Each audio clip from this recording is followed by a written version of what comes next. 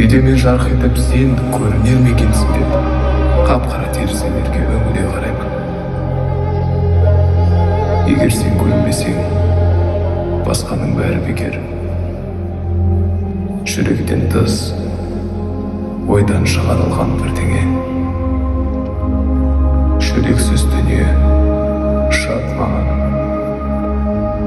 Өйткені мен жүрексіз үн шығара алмаймын. Кейде күн нұрына бөленіп тұрғанда, сенің жанында екеніңді сезіп, жымиып күлетінім бар.